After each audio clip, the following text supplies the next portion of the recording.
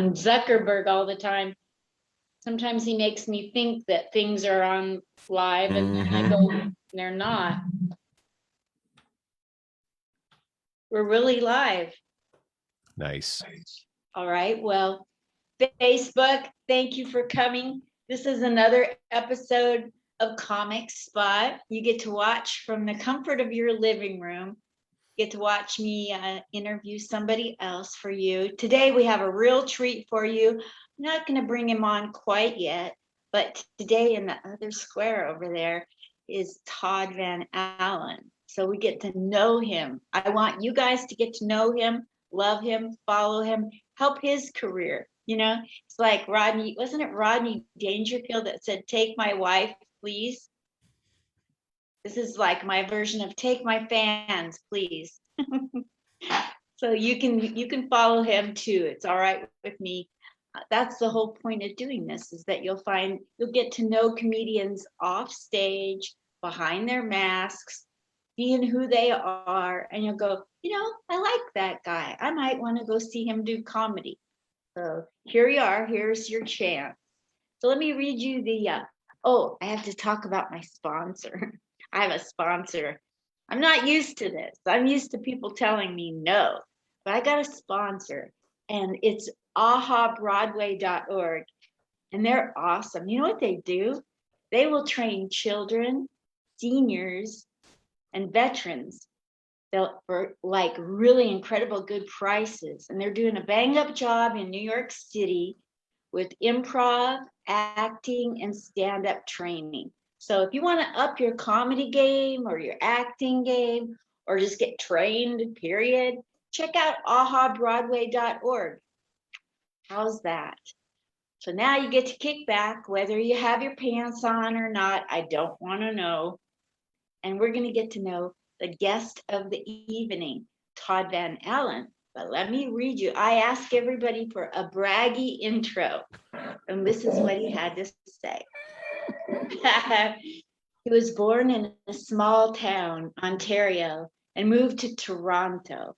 Todd Van Allen traded life from the provincial capital to the nation's capital, based in Ottawa, Canada.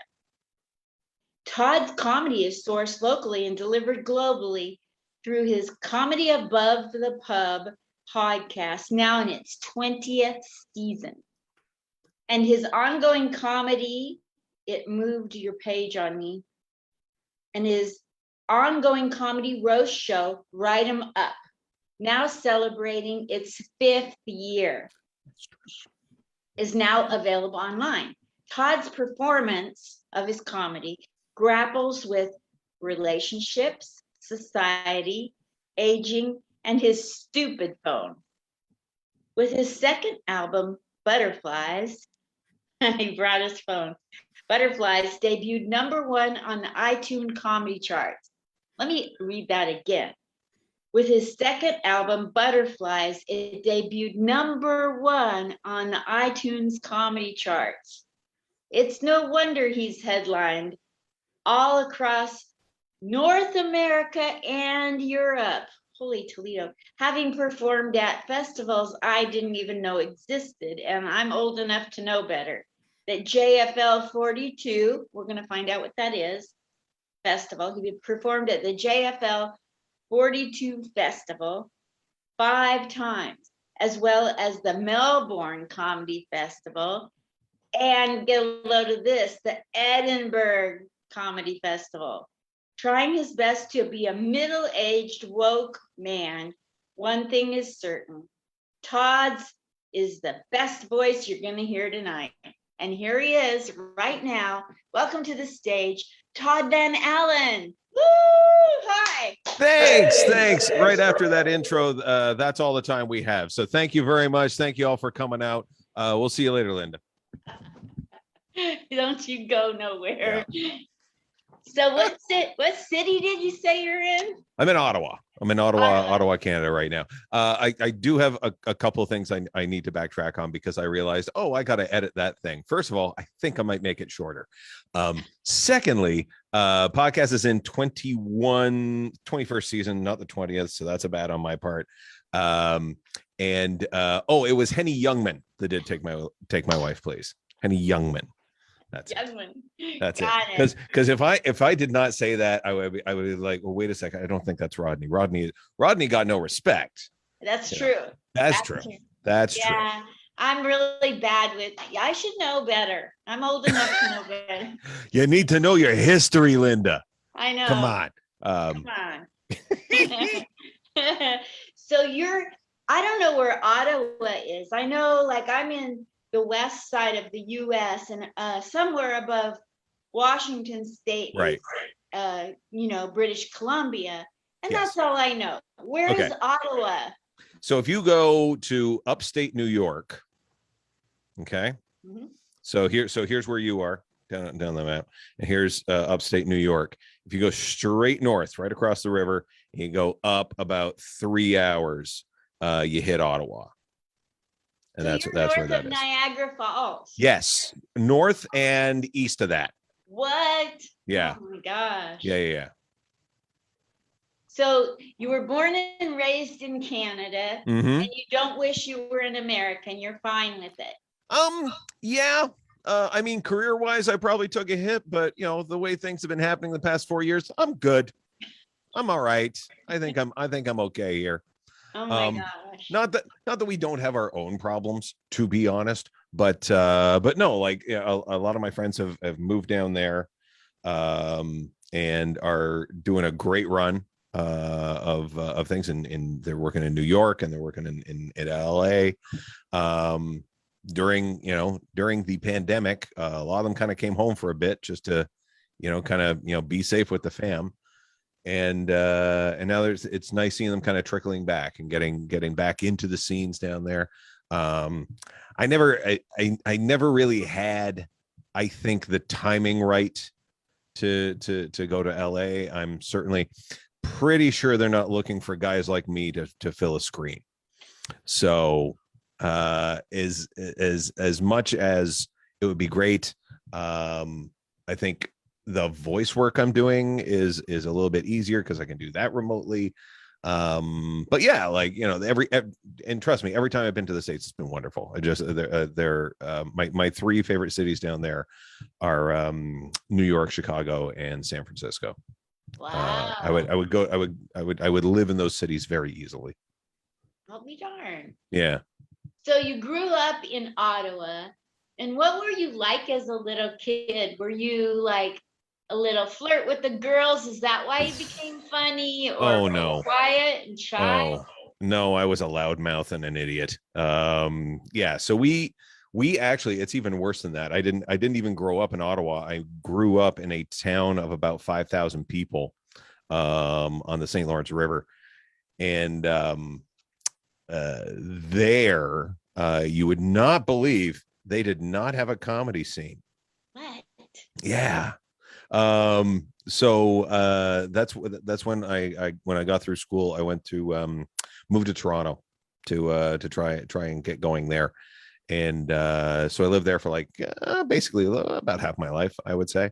And it's been interesting sort of seeing comedy really take a foothold kind of everywhere, and being able to see it sort of like grow in different areas, to the point now where the town that we used to go to have fun, when I was a kid, now has a comedy club that I can perform in, which it wouldn't have happened 15, 20 years ago. So it's nice seeing comedy grow. I think I think we have more access to it through the internet, and just having clubs open up the way they are. I think it's great. So yeah, so like the places that are opening now, we've got clubs opening, and when I say opening, I mean reopening post COVID. So now we've got we just started the vaccine passport thing up here, which is so hard to forge. You'd really, if you didn't want to get a vaccine, there's no way that you could forge your path. Certainly not with like whiteout and a typewriter. And if you don't know what whiteout is, kids, ask your parents to ask their parents. So yeah, we're starting that now. So like the clubs are starting to open up, and there's still restrictions on capacity and that sort of thing, but at least we're there. So it's good to be. Yes. It's good to be back. So in school, you were kind of a loudmouth, and did you have teachers that knew that the only thing you should try to ever become is a comedian? I think I had teachers that thought the only thing I should be is quiet. That's a great one. Put a sock in it. I think I heard a lot more than, hey, you should do comedy.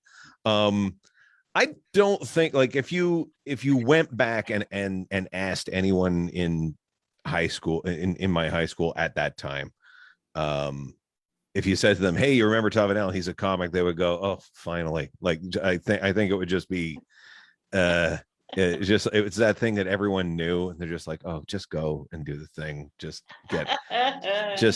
whatever stops this, go do that. So that's what they would do. So how is it that you just got into comedy? Like, was it a dare? Was it like, I'm back to the girls, trying to get girls? Right. You gotta stop trying to hook me up with my high school girlfriends that hated me. I was not a draw. Let's put it that way. I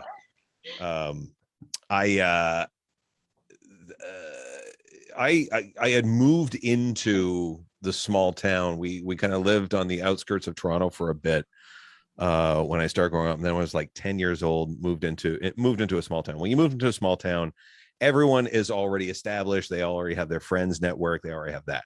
So it's kind of hard to break in. So it doesn't take much of a psychologist to go, a good defense mechanism from being beat up or not being liked is turning on the charm and the jokes.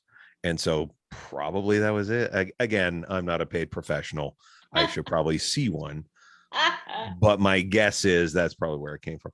And I always just kind of like laughing, and I loved comedy. And just like, as soon as comedy was on, I would like get to that. As soon as there was a variety show on TV, I would suffer through the songs so that we could get to the comedy sketches, so you could get to the stand-up. It's just like totally. Yeah, like whenever you watch Johnny Carson, it was like you would get the comedian, but there would be like, what's her name? Crystal Gale is going to be singing a song. You're just like drumming your fingers, going, "Come on, you long-haired woman, get out of the way," so that we can listen to who it would have been, Red Skelton, maybe at that point, or something like that. Like when you're young. Or David Brenner. Might have been David Brenner at that point. David Brenner. Yeah. So like whenever I saw a comedy, like up here, and this is going to sound so hosiery and so Canadian, but one of the things I remember watching as a child, and the reason I remember this is because their comedy was aimed right at me, was Wayne and Schuster. You might know them from bombing on the Ed Sullivan Show. It was either Ed Sullivan or Carson, or both. I think they bombed horribly on both those things, and because they were just weird, and there's this Canadian sketch troupe of two guys, and they were doing things. It was just weird. But up here, like, they would get a special like once a year, and that would go on.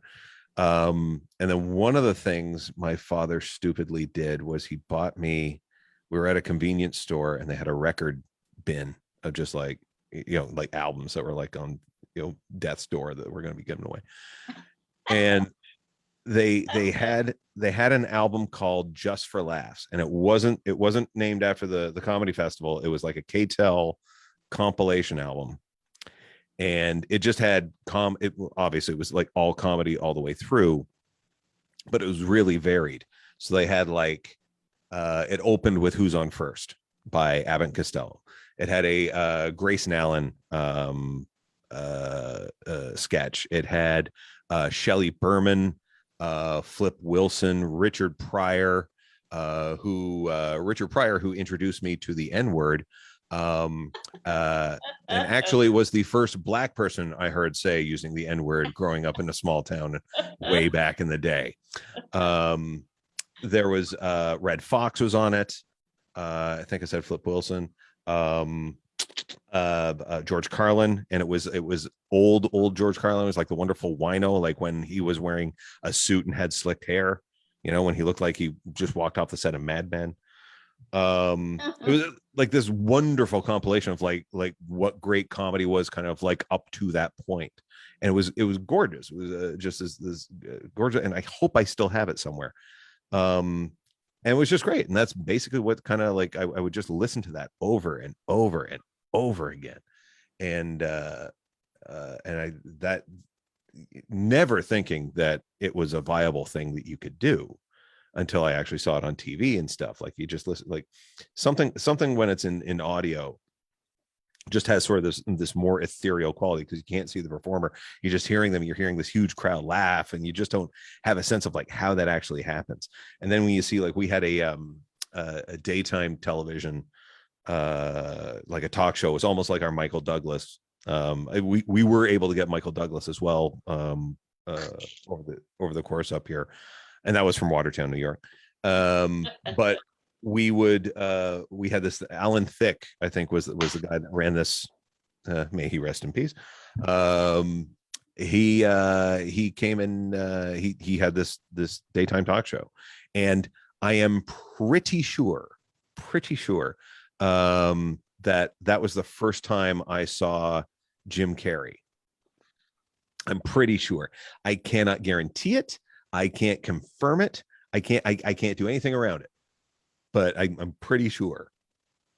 What was that like, seeing him for the first time? I didn't know what I was looking at. Like, I really didn't. Like, it was a guy doing like impressions, and I want to see if I can get so if I'm not mistaken, and I probably am. If it isn't him, I want to track down who this is, because I remember it was during the day. It was on one of these talk shows, and I'm pretty positive it was Alan Thicke, and I'm pretty sure it was Jim Carrey. Jim Carrey was an impressionist at that time, and I remember him or someone very much like him, a white guy, doing a Lou Rawls impression. Wow. Of "You'll Never Find Another Love Like Mine." And I have been looking hither and yon all over the internet for it. And it's one of these things where you're just waiting for the internet to find it so that it will come up. So about every 6 months I go, Lou Rawls impression, white guy, 1970s. Nope, nothing yet. Okay, so we'll wait 6 months and then it'll come up eventually. But yeah, God. like I didn't know who Jim Carrey was at that time, because I was like 8 or 9 or something like that. So like you don't have a sense. Like I didn't really have favorite comics until I really started. It wasn't until we got a VCR in the house that I was able to really start cataloging comics. Like I knew George Carlin, like I knew Carlin, I knew everyone that was on that record.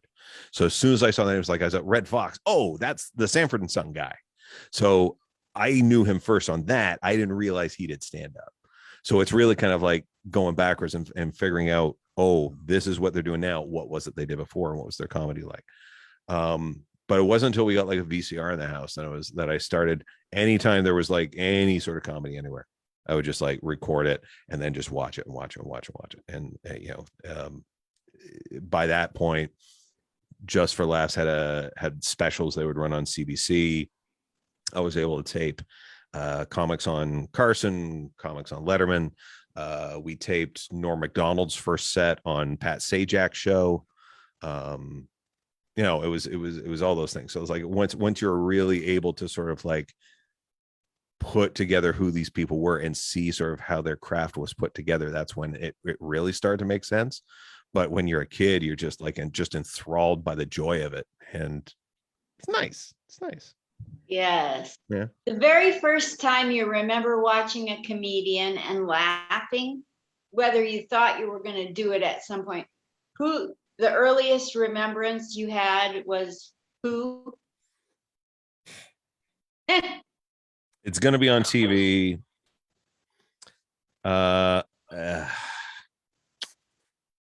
God, if I had to guess, Bob Hope, maybe.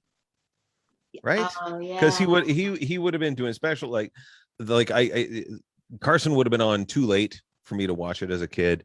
But yeah, like first ones I saw were probably that as a comic, probably Bob Hope, probably that, or I remember our parents took us to the Canadian National Exhibition, which was the Ottawa Fair. It was like, the big thing.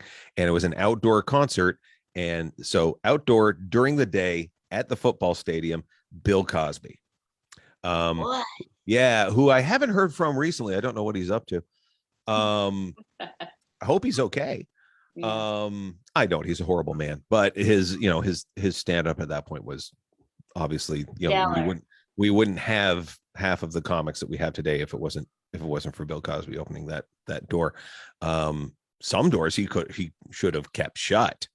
But comedy wise, it was fine. And then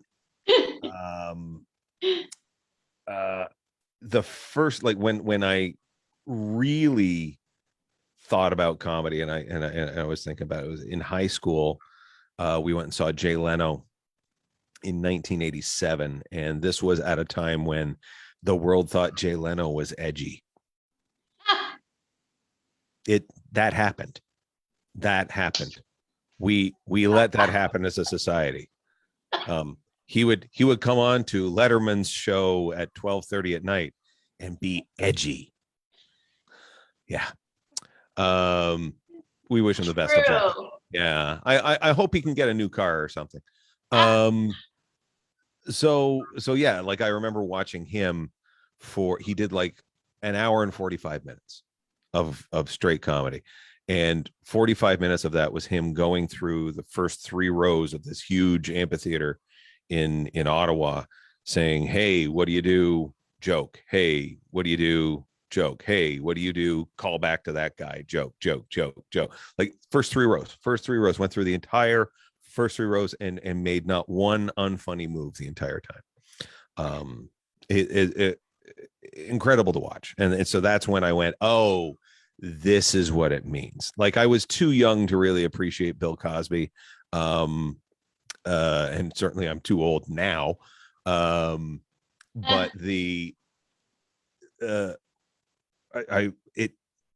seeing Bill Cosby didn't hit me as much as seeing Jay Leno, because Jay Leno was kind of more like my comic. Like, he was the guy that I found.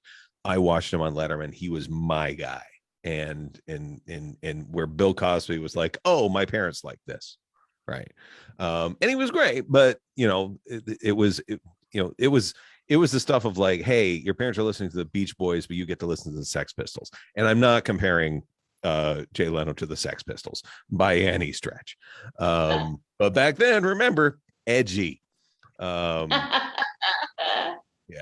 So yeah, that would have been probably Jay Leno at the NAC in Ottawa was the turning point where I went, I see. Okay. And then realizing in very short order that when you live in small town Ontario, you don't have that opportunity. So you're going to have to find a way to make that happen. What did you do to make comedy happen? Because I'll tell you, your pictures told me you're very well trained. You just didn't stumble on comedy and just badger yourself for years. You got trained. Ha. Am I wrong or am I right? No, you're probably right.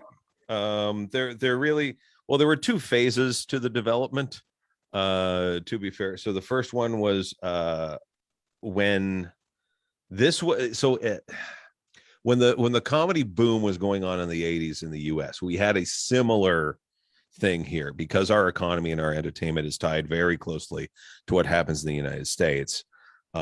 We would see things going on and go, ooh, we want that too. I mean, you got Ronald Reagan and the 80s, boom, and we got Brian Mulroney, don't ask. And similar things happened up here.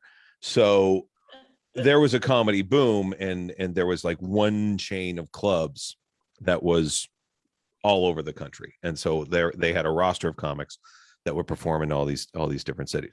And I was in university in Kitchener Waterloo, which is kind of central west central Southern Ontario. And when I say Central, West, Southern, just look at the map and you'll understand why I'm saying that, because Ontario's shaped weird. That's all I'm saying. It's weird.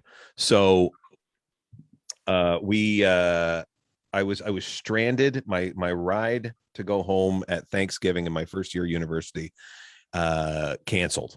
So I was stuck for the night in Waterloo, and they were going to come. They were feeling sick, so it was like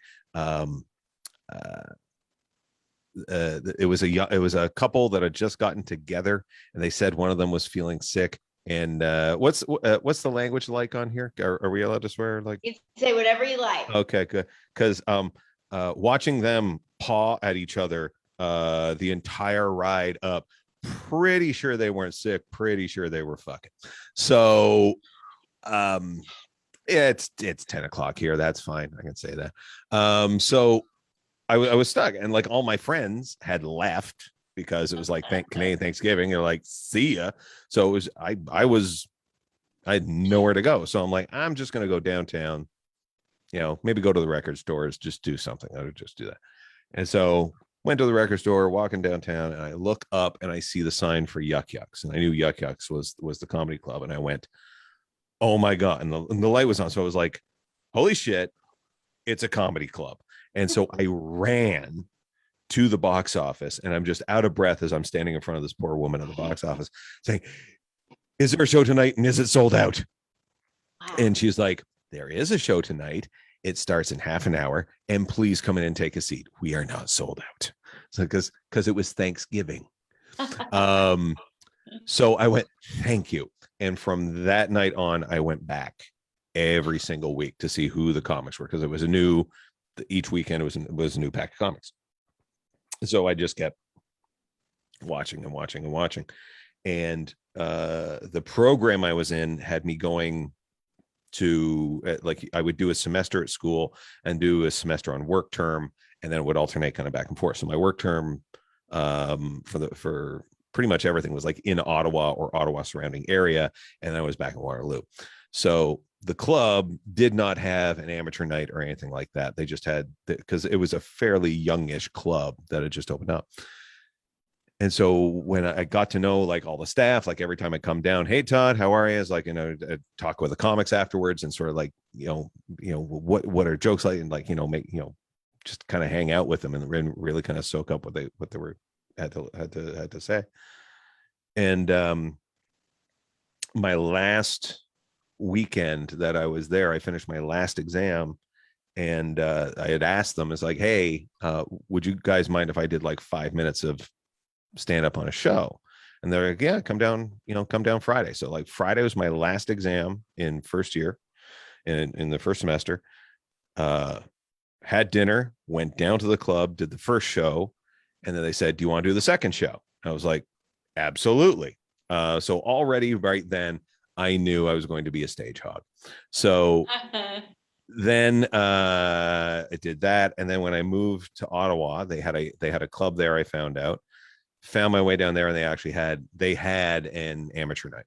So like after the Thursday regular show, they would put on the amateur night, which was awful.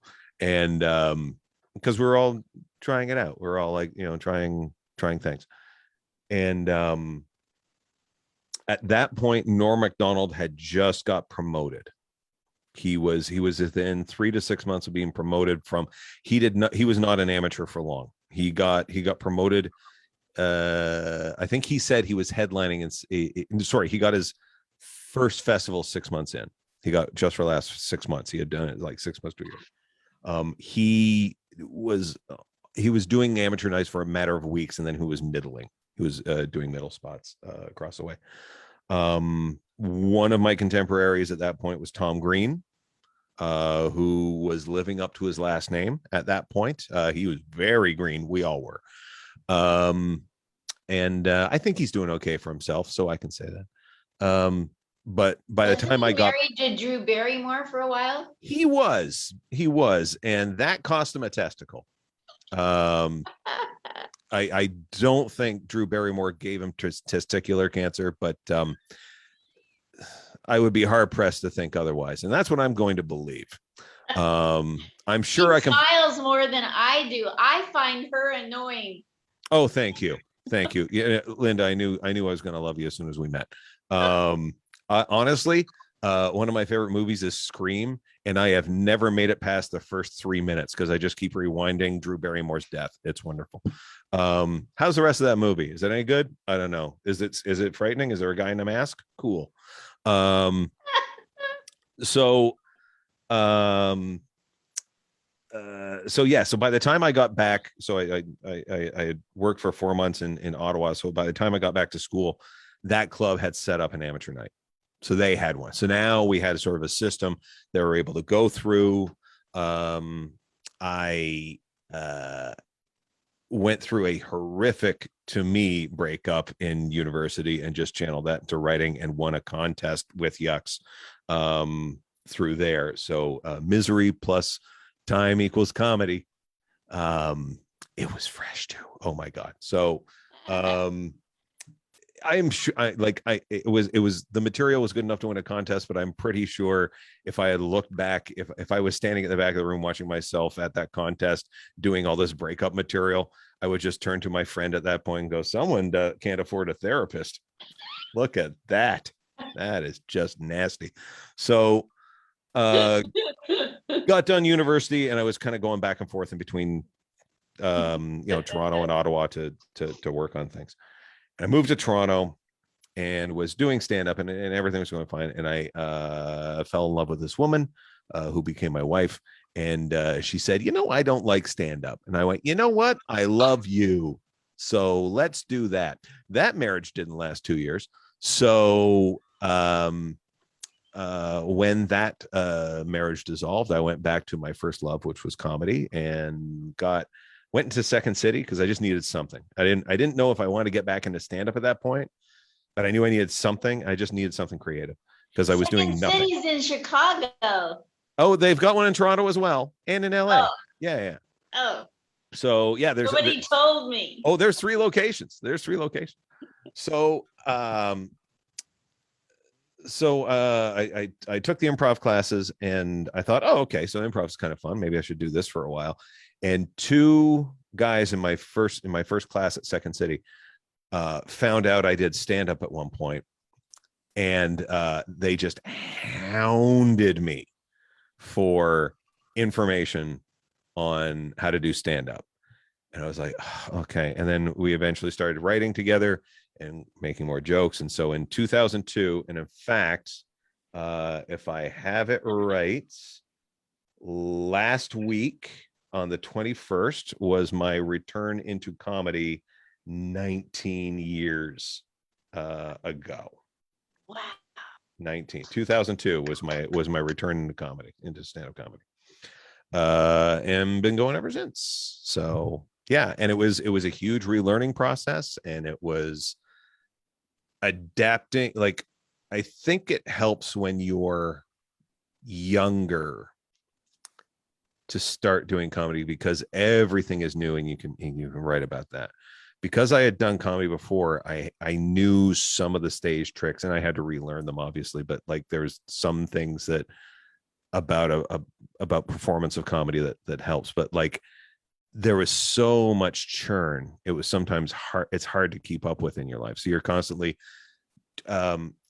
when you're starting out younger, what all sort of like the shortcuts are culturally, whereas there's a little bit more work you have to do when you're in your 40s and 50s to kind of keep up and make sure that you're on the right side of the argument and you're saying the right things. And it's that sort of knowledge base that you have to really keep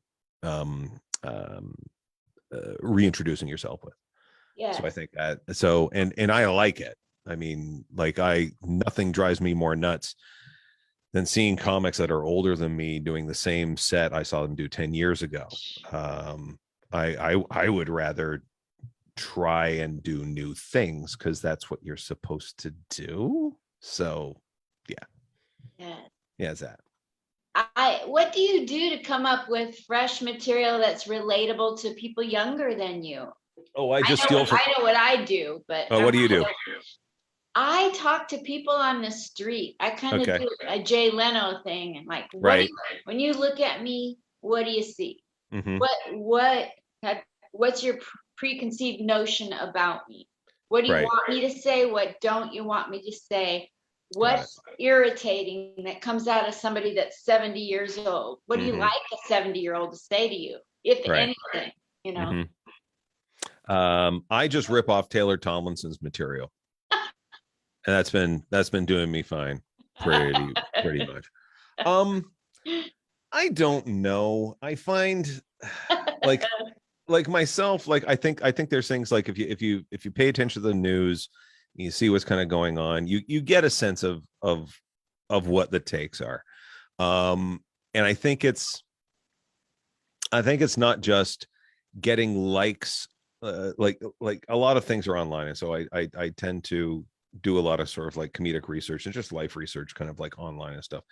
And one of the things that I've discovered is that you can really sort of hone an audience and hone who you should be looking for, sort of by the adage, like, make sure you're getting likes from the right people, but also make sure you're getting blocked by the right people.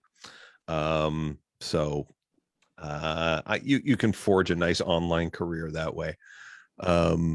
But yeah, like I think it's just awareness and like trying to figure out, like, oh, so and so put out this comedy special, maybe I should watch it. um I love watching comedy because comedy is awesome and it's fun, it's great to watch, but you also get a sense of what is happening now. And so it's uh I'm not saying that you should hone your act so that, I don't want to see a 50 or a 60-year old out in, skateboard pants and Vans, even though Vans do make a comfortable shoe. um I don't want to see them going, oh yeah, well, we did that for a minute, isn't that whack? Like, people smell it on you, but there's ways around it. Like, just, if you use your language but talk about things that people are interested in at any age, it doesn't matter. Or if you can make it funny, you can get your way through anything. You can get people interested in the thing that you want. Some of my favorite comics are like the ones that you go, he just did 5 minutes on atom splitting. Okay. And great. Like, if you want perfect examples of uh why am I laughing at this, watch Rory Scovel, like, who is just so out there in terms of his topics, and so avant-garde in the way that he does comedy. John Doerr, exactly the same guy from Canada, so great, so in the moment, in um just a delightful breed of comedy, that's so fun to watch, and is translates age. It's just funny. Wow. What are Yeah. those two names again? Oh, Rory Scovel, Okay. who is originally from Georgia, I want to say, and then John Doerr, who is from Ottawa, I believe. He was an Ottawa boy. So you got into some really, tell me about this festival, JFL 42. 42. It sounds like a flight at the Yes. airport. Yes. I played Japan Flying Low Airlines. Only it's a lovely lunch, but they only fly about 250 feet above the ground. Um, no, JFL 42 was a festival that I believe started in Toronto by the Just for Laughs people. And so what they called it 42 because they had 42 venues, I believe, across the city. They definitely had more than 42 acts. And so I was able to, Absolute Comedy, one of the clubs that I work at in Toronto, they were one of the venues. So I was lucky enough to get onto their sort of rostered show, and they just kept doing these things. So I kept, getting into the JFL 42 shows. So You've been in this is Just for Laughs for real that you got into. yeah, well, it's not the Montreal version of it. It's like the Toronto one.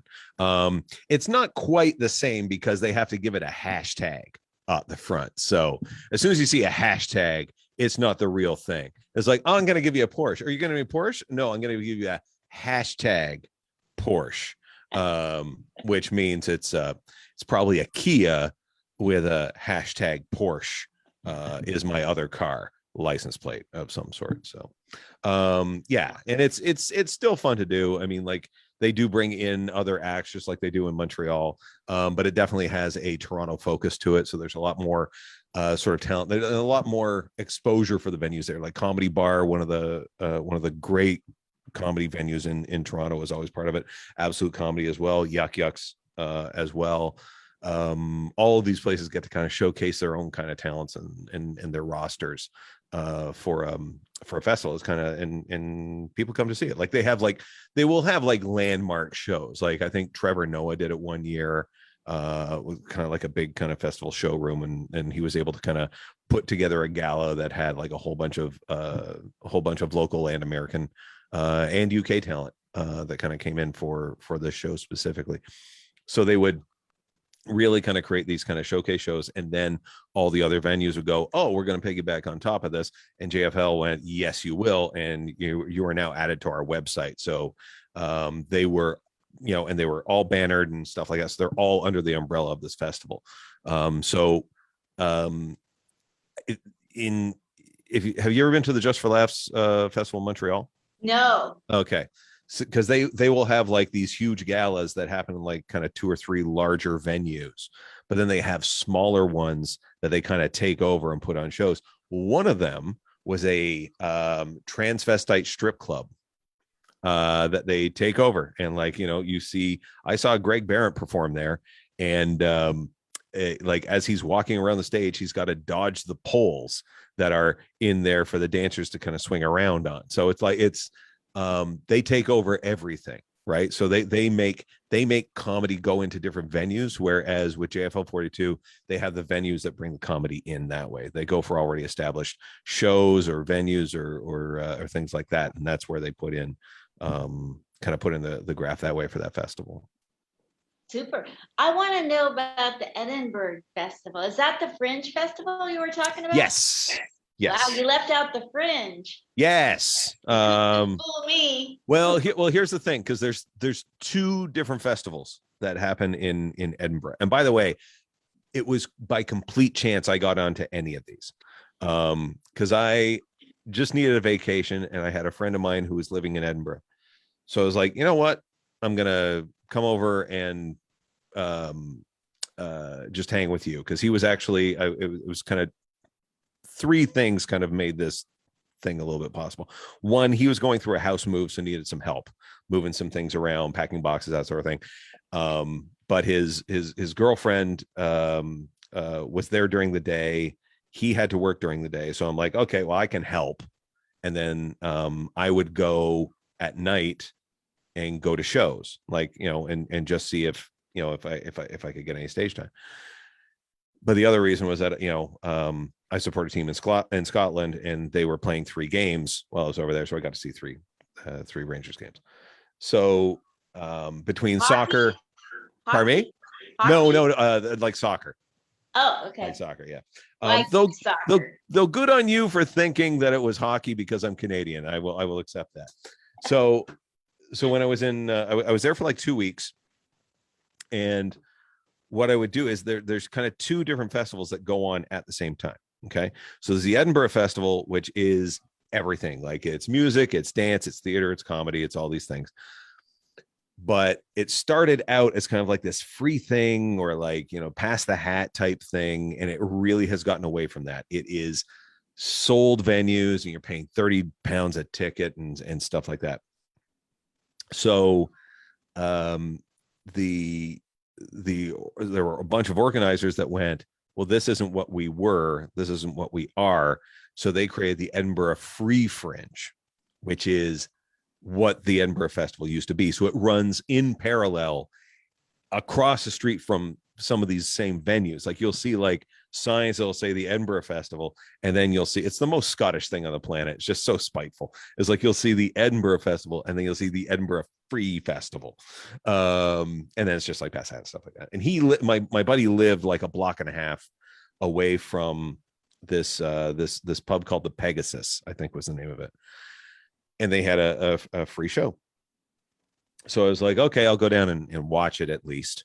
And then as I saw the MC and saw him working around, I just went over and said, hey, I'm a comic from Canada.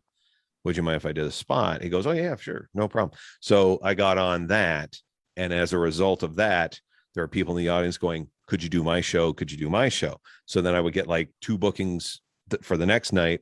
So I go out and do those, and then I would get like 2 bookings from that show and 3 bookings from this one. So I ended up doing like 19 shows in like 11 days or something like that. Like it was crazy.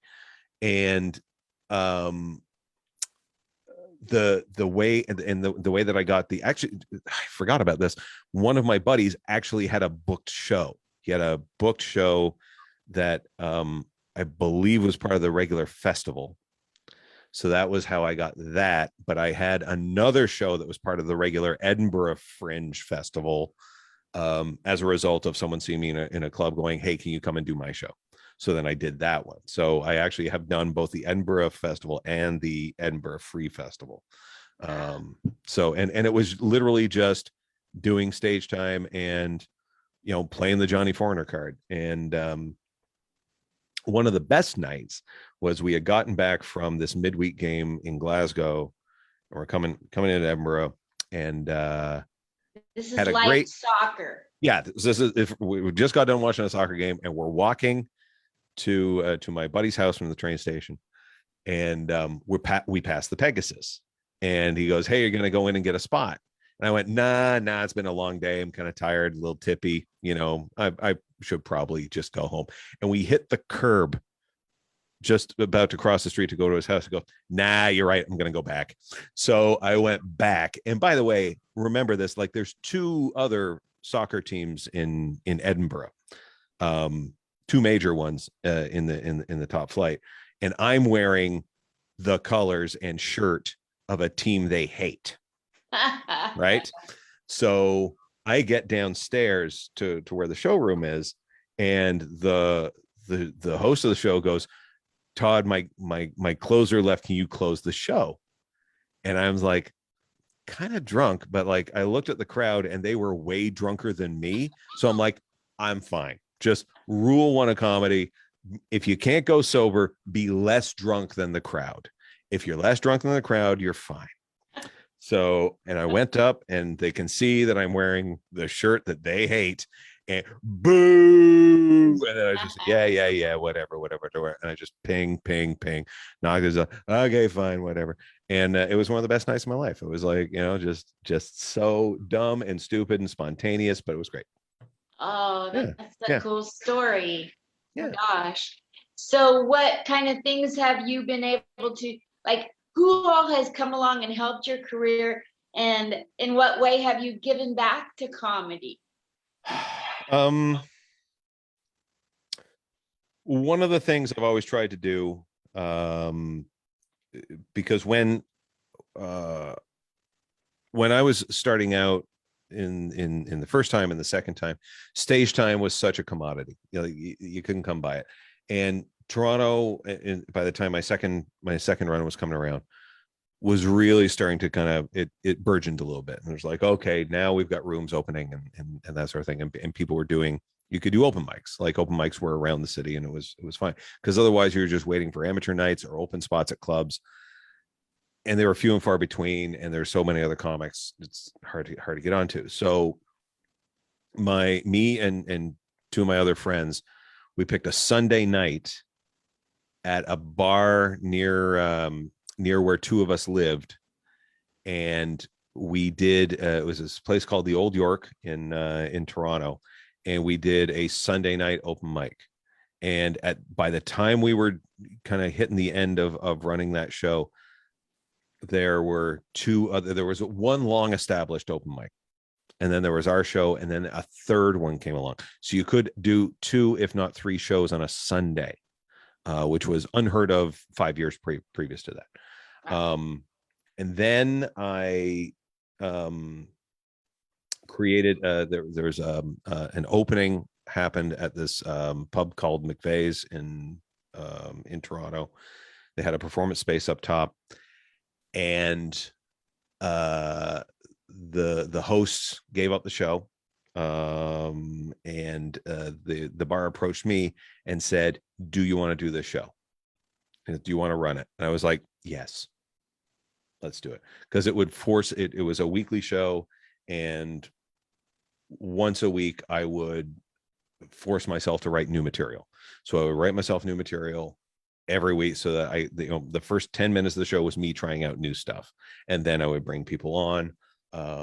And the bar was really supportive. They were like I couldn't pay the comics, so I believe they got a drink ticket, but even if they didn't get a drink ticket, beers and bar rails were $2.50. So everyone came in on a Thursday. It was crazy. So your Friday was a wipeout. And then one of the other things I did is I took this show, Write 'em Up, which has been the other thing was the Comedy Above the Pub. That was the name of that open mic show, Comedy Above the Pub. It was because it was comedy above a pub. That was the name. And I was starting up a podcast at that point. I had just something called the TVA podcast, which was my podcast. I had done just over 200 episodes, and I went, it's time for a rebrand. And I thought this would be a great way to kind of like rebrand that show. So I would bring people onto the show, bring in comics. We would talk to the comics, and then they would get a spot on the comedy show afterwards. And it was just kind of like a nice little thing like that.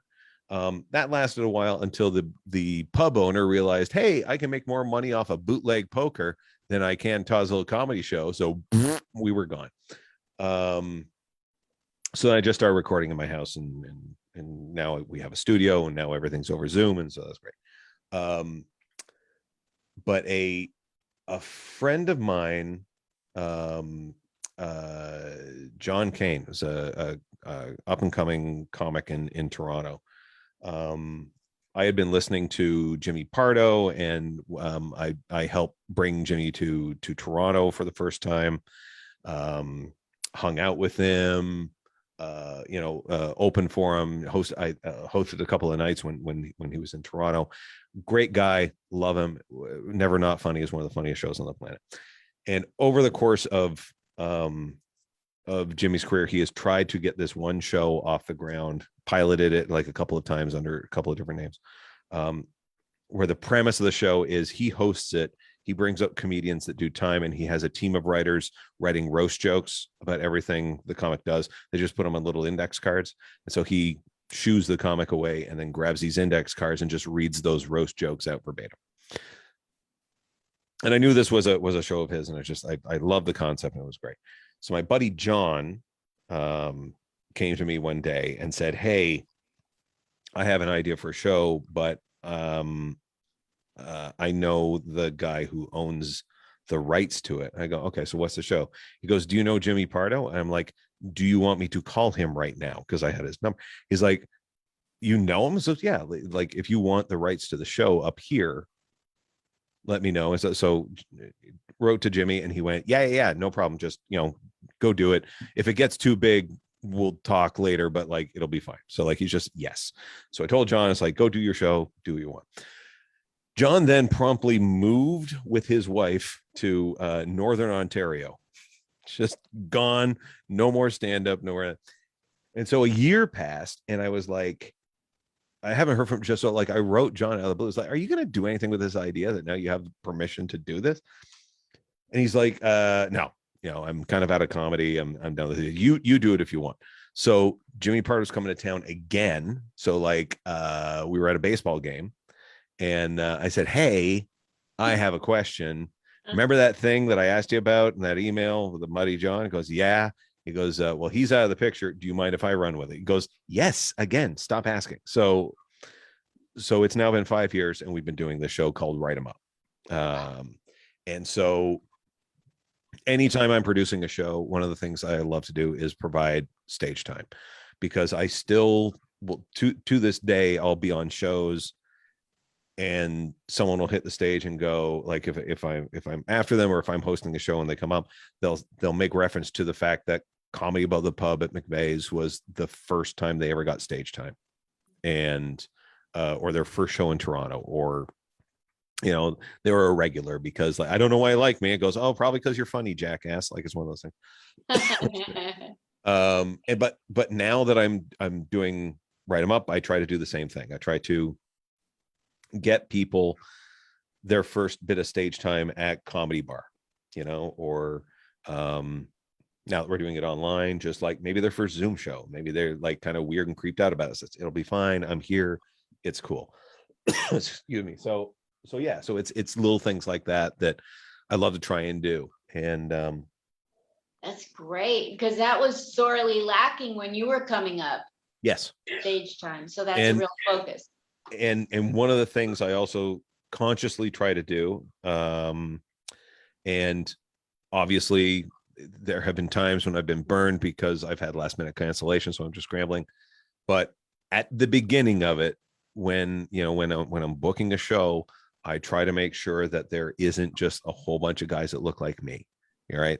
I want to make sure there are women on the show. I want to make sure there's LGBTQ people on the show. I want to make sure there's BIPOC people on the show. Because the more diverse that audience is, the more voices that we get to hear and the more things we get to learn about their experience.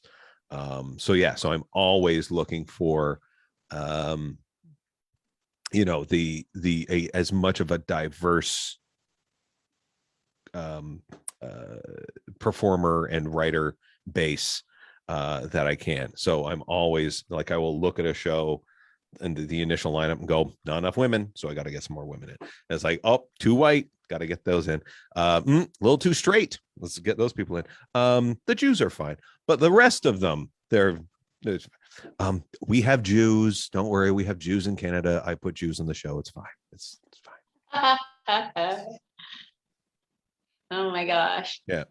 So it's not hard. It's not hard to do. It's hard finding the people sometimes. Like you just like, because you might have just had a whole like you might have had like the people that you're looking for are either already booked because they're funny. So you have to learn more. So like I will ask them, I was like, if you can't do it, do you know anyone from the community who could? And or is there anyone that I should know about that should be on my radar? Because when I lived in Toronto, I would go to open mics and I would see people and go, oh, they'll be ready, because I was booking the show kind of like 3-4 months in advance. So I go, in 3-4 months they'll be fine. So I would go like, hi, I do the show. If you're interested, let me know. If you're not, I get it. It's roasts, but it's fine. And 9 times out of 10, everyone's like, oh yes, I would love to. I would love to do that show, and I'm more than happy to have them. So that is something I hope that I'm helping to establish and give to people, is the stage time they need to get better. That's so great. Yeah. That's so needed. You know, when you start out as a comedian with like 3 minutes and you're trying to work your way up to get on a guest spot, to eventually become the middle, to eventually becoming a headliner, it's so hard to have increasing amount of stage time to go along with that. And it doesn't get easier. It in a lot of cases, you kind of have to really be ready to hit the ground running. If you're like, oh God, I have that spot. Okay, let's record an album. Like it, if you don't have the cachet, let's say, or people don't know enough about you to like fill theaters on your own or whatever, and you're still like working in the clubs, or maybe you just have too small of a following at one particular point, it can be hard to kind of get that material out. But there's ways. I mean, I've recorded 2 albums in Kingston, Ontario. It's what I consider could be my kind of home club, because I grew up there and I knew that city. And yeah, both my albums, Really and Butterflies, were recorded kind of where I grew up, and I kind of love the fact that I'm able to do that when I wasn't able to when I was growing up. I'm able to go back now and go, now I can record my album in my own home, which is kind of fun. That's a great feeling. Yeah. Great feeling. So what's the thing you want to still accomplish before you get to my age and kick the bucket? Am I talking to a ghost, Linda? Yeah. Is this, I'm just watching the Kaminsky method right now. So I'm like, am I talking with my dead wife? Am I Alan Arkin right now? I wish I was. He's I'm so old, hilarious. my skin is see-through. Oh, come on. Come on. Not even white anymore. Alabaster at best. I don't know. What do I want to accomplish? I don't know. I just want to do as much as I can. You know, I would, this is what I would like. And whether it's in the context of doing a festival or whether it's in the context of just doing regular nights or just even an open mic, just hitting the stage and someone seeing a white beard and not going, ugh. Like, just when it was like, oh great, here comes a whole bunch of VCRs flashing midnight jokes. And just to know that I'm writing the right stuff, that I'm paying attention to the right things, that there's still a relevance, that there's still a an acceptance, and not their acceptance of me accepting what the changes are that are going on, and being aware of that and making sure I am saying the right things. And again, it's not easy, but it's doable because it's the right thing to do. And I try to be, I'm not an outrageously religious guy. My dad was a minister, but I have since sort of like, that's cool. But I think it's what you do with your time on earth. And I think one of the things that we can do kind of all together, if I am going to get a little bit wanky and philosophical right now, it's just looking after each other and just like, hey, here's this is how I'd like to be called, if that's cool. And I'm like, well, why not? What does it take from me to call you by the right name? And hey, what does it take for me to not do jokes that offend you to your face? And I'm not talking like really complex jokes. I'm talking like the easy ones.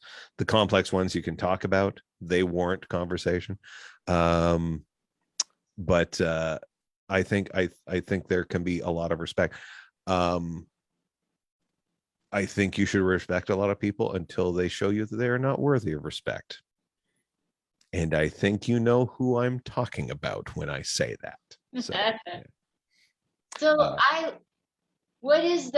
tell me something that is, you want, you have a lot of knowledge. And so what would you say, you met somebody brand new thinking about doing comedy, or right, a week or a month into it. Mm-hmm. And you kind of like the guy, you're at a bar, you had a drink, and you're like ready to say what you think. What would you warn him about? Me stealing all of his material and calling it my own. Calling him Taylor Tomlinson. Yes. Right. So, Taylor, when did you get here? Outside of the obvious of telling them to quit, because that's the acid test every road dog comic does, because if you really want to be a comic, you won't listen to them. So congratulations, you passed. So let's get past that one. The biggest piece of advice wasn't even given to me. I listened to it, and it was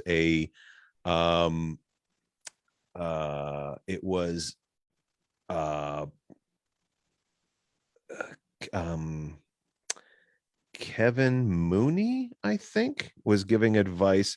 If I have the comic wrong, but I think it's Kevin Mooney, was giving advice to Dana Gould when Dana Gould was starting out.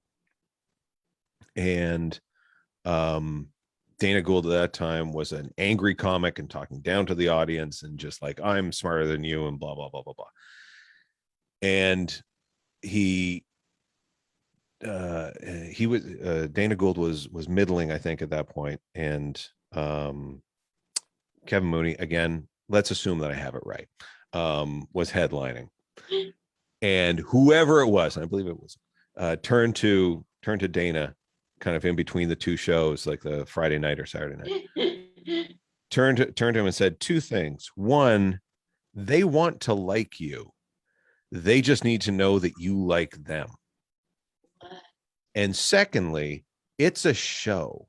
Remember that. They paid for tickets. They're sitting there. They have to have a minimum of 2 drinks. They paid for a babysitter. This is a show for them. Give them a show, right? And I remember listening to this as I was going into a show that I had not done well at the year before. And I was ruining the 5-hour drive it was going to take me to get there. I wasn't looking forward to it. I'm like, I can't believe I got to go perform for these assholes again. And I related to everything that was Dana Gould in the moment of like, I'm smarter than you. Who the hell do you think you are? And I listened to that piece of advice as I was loading the luggage into the rental car. And I went, that's the difference. It's like, they want to like you. They just need to know that you like them. And it's a show. And I gave them a show and I showed them that I like them. Wow. No, I don't agree with them. In fact, this was Northern Alberta, which is where I was. And it's Canada's Texas, let's say. Okay. So you can imagine how much love they have in Texas for Biden. They in Alberta have as much love for our current Prime Minister Trudeau. And this was at a time when Trudeau was just becoming Prime Minister. And I knew they didn't like him. And I told them, I know you don't like the guy, but I'm telling you this joke anyway. And they were okay with it. That's because I gave them that respect. I said, I know you don't like him. I know you don't. But here it is. This is the thing. And the joke flew. Yeah, the joke flew. In fact, at the when I got done my time, they asked for an encore, and it was like, no, thanks, I'm fine. So like, I completely turned that show around, and all it was just that one shift of a piece of advice that wasn't even aimed at me. But it was just like, I hit that moment. It's like, always remember, they want to like you. They just got to know that you like them. I have one last question. Fire away. It's my pet peeve. I hate it when people shove a pacifier in your mouth. I hate it. Like, they give you a Band-Aid. You ask a real, like, you really want to know something in comedy, and somebody will slap a Band-Aid on your face. So you shut up and go away. So here's my Band-Aid thing that I want everybody that comes on here to answer it. Okay. So you get done killing, but the 2 people before you really didn't do much, and you got to mop up the floor. Sure. And all the laughs they left behind. Mm-hmm. And they evidently didn't read the room. But what the hell is reading the room to you? What is reading the room like? What does that mean to you? What's your definition? What do you do to read the room? Listen. What do you adjust in your set when the 2 people before you aren't getting laughs? I just listen.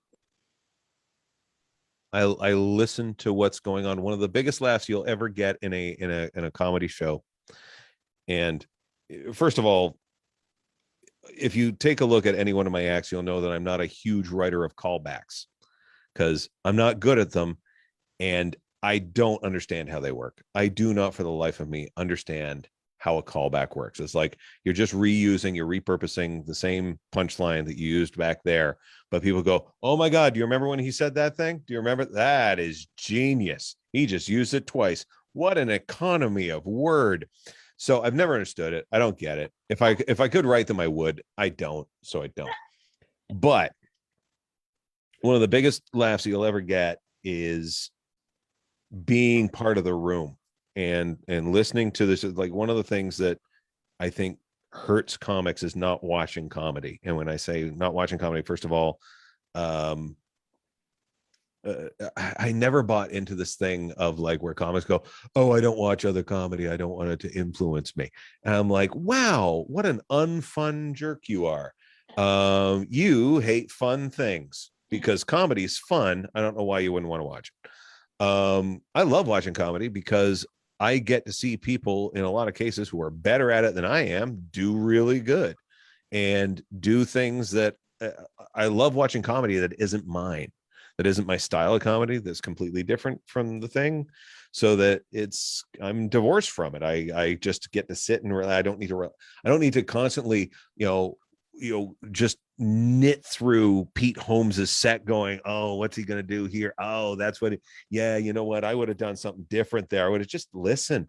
So if someone says something, if someone does something in the room, where like the last joke kind of is like kind of the best one, you can ride in off of that just by going, hey, and I did this thing with him, and make yourself part of that joke. The crowd listens to that and goes, oh my God, he was in the room. He listened. He listened. Like he's part of us. He did what we're doing. Isn't that weird? And so like, if you listen to it, there's other times when you're just like, I don't know how in your mind, Linda, how much the two guys before me ate shit in the room. Like, I don't know how bad it was, because there's there's two great ways that you can fall for comedy.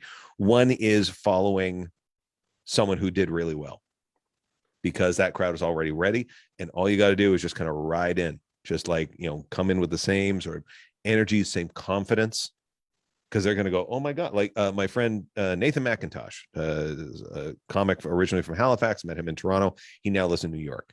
And so he'll be on shows where suddenly Chris Rock shows up, and he's got to follow Chris Rock.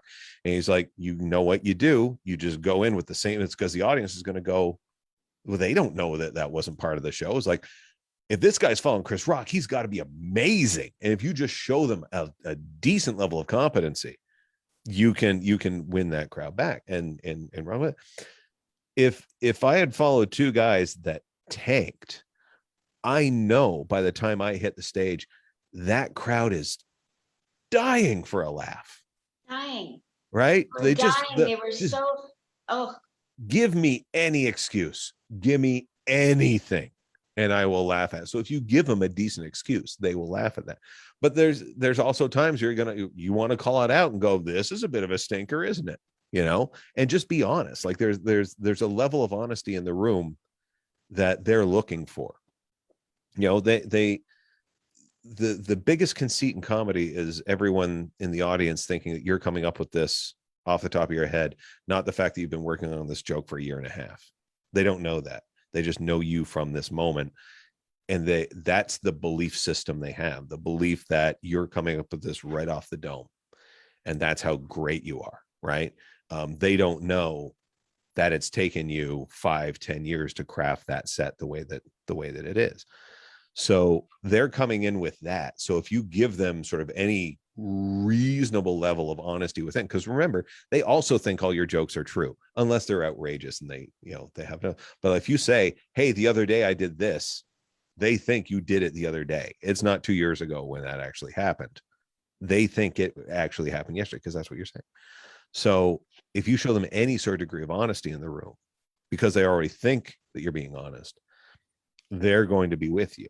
They should be, and it goes back to letting them like you and showing them that you like them, like just giving them that bit of respect, showing that you're in the room, showing that you're listening, that letting them be seen will help.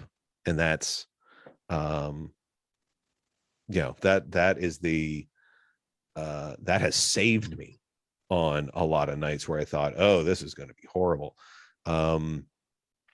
God, my buddies and I, we did it was a one-nighter, and there was 2 rooms in this banquet hall, and we thought we were in the first room, and it was like full of young people, and they were drinking and they were having fun, and it was like a really happy room. It was like, oh my God, that's gonna be easy.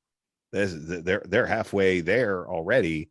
We're just going to put them over the top. Like, this is going to be good. They're going to be like, when you walk into a room and you hear like a buzz, you're like, oh, that buzz is good. You don't want too loud, because that means, oh, they're hammered and they're not listening.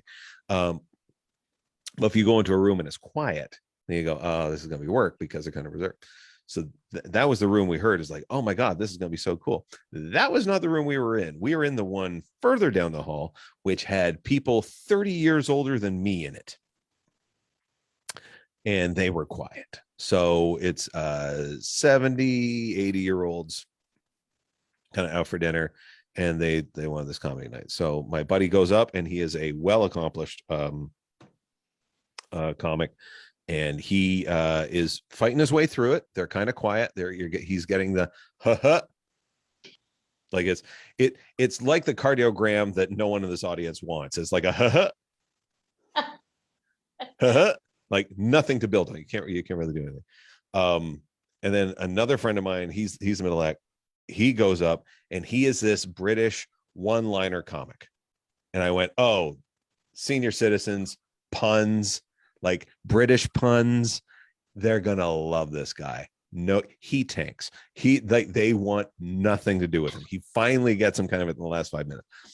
And I'm like, okay, well, this is what I have to follow now.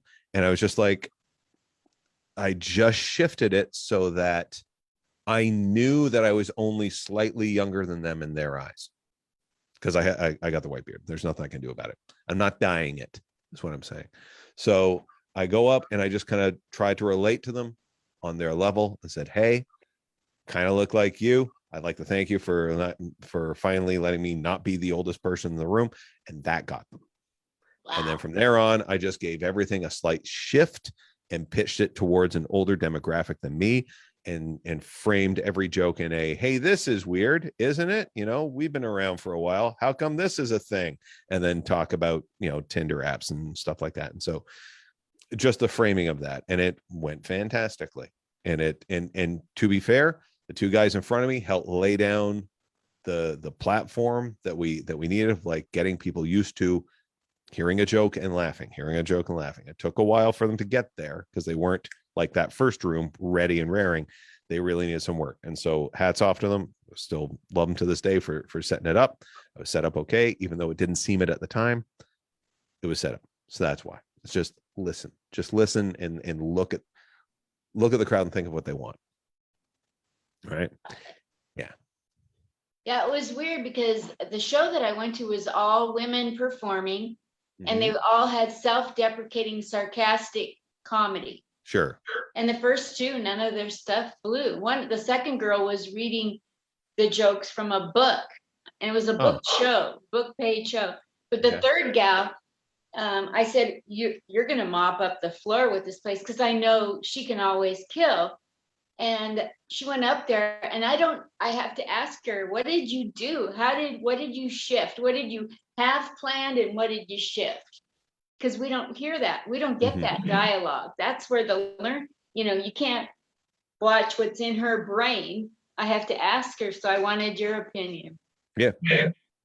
Thank you so much, Todd, for coming on and being a guest. I appreciate, now that you have graduated from Comic Spot, like Sinbad and Tommy Chong. I hate to brag, but okay. If that's a show, I'm the one with the car. That's who I am on that show. Now you get to come back anytime you want. Love to plug anything going on, or say it's time for another interview. My life is way better. Love to do it anytime. Thank you, Todd. God bless, and love you lots. Love you as well. Love you. Bye. Oh, wait, Todd? Yes. Sorry, I have to pull the old lady card out. No problem. Where can people follow you, and what shows do you have coming up that they can watch? Good you asked. Well, if you go to my handle right there, which is @HayesTVA, that's my Facebook, that is Twitter, that's Instagram.